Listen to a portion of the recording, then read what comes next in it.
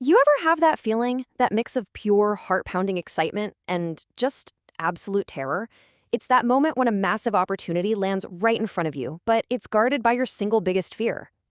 Before we begin, if you enjoy stories like this, please follow the channel and share this video. It genuinely helps this page grow and allows me to create more stories for you.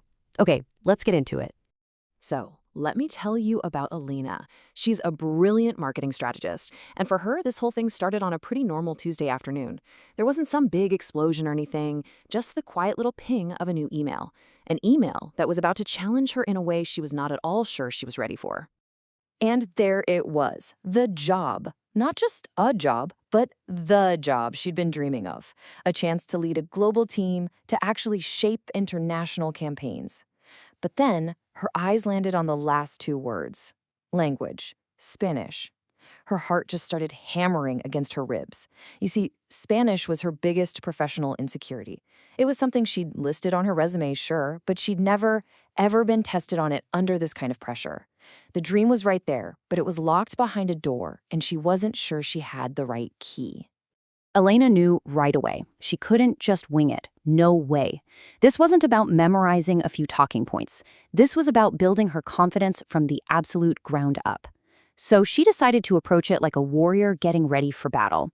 She was going to forge her own armor, piece by piece. And her very first step? Mastering the language of the arena she was about to step into.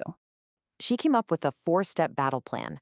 First, she was going to deconstruct that job description, break it down to its core. Second, master the essential business vocabulary she'd need. Third, she had to truly internalize the company's mission, get to its very soul. And finally, number 4, she would script the key stories of her own career so she could tell them with total conviction. So she started with these little digital flashcards. The first one read Perfil de la Empresa, the company profile. She knew this was crucial. Understanding their story, their values, their mission. That was how she was going to show them she wasn't just looking for a job, she was looking for a place to actually belong. Her next flashcard, Aspiración salarial, salary expectation. Now, this wasn't just about some number. This was about confidence. It was about walking into that room already knowing her own value, knowing what her experience was worth, and being ready to stand up for herself. Every single word she mastered was like another plate of armor just clicking right into place. And then the day came. The office was, one of those intimidating temples of glass and steel, just super polished. As Elena sat waiting in the lobby, she could feel those nerves fluttering around. But this time, underneath all that, there was something else, a quiet kind of readiness. The armor was forged. She was ready for the arena. So she gets into the conference room, and the interviewer, he smiles, but his eyes are sharp. Elena knew right away this was not going to be just a casual chat. This was a series of trials.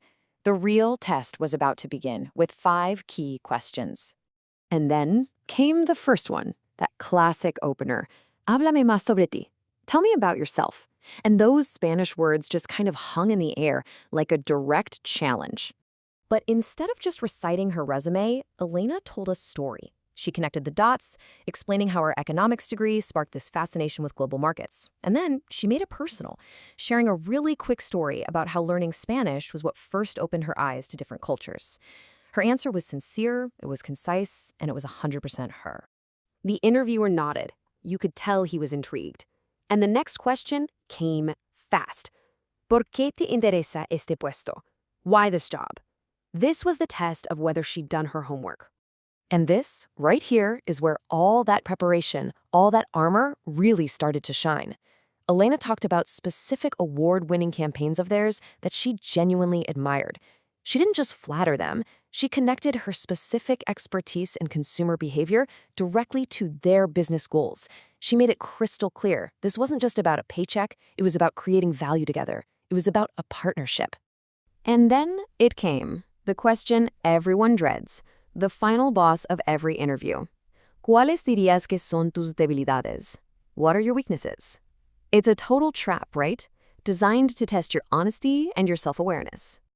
But Elena's strategy here was just brilliant. She didn't try to hide or give one of those fake weaknesses like, I'm too much of a perfectionist. No, she was honest. She admitted that her attention to detail sometimes means she can get a little lost in the weeds. But, and this is the most important part, she immediately followed up with her solution.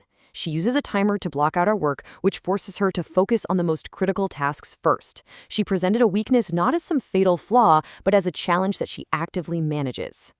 The fourth question was all about the future.